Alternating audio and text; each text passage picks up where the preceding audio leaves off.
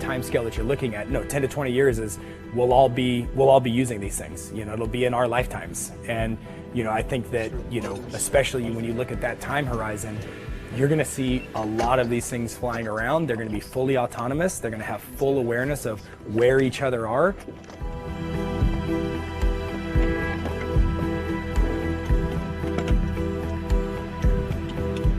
You know, we truly are on the cusp of a revolution in aviation, and it's being brought about by the electrification of aircraft.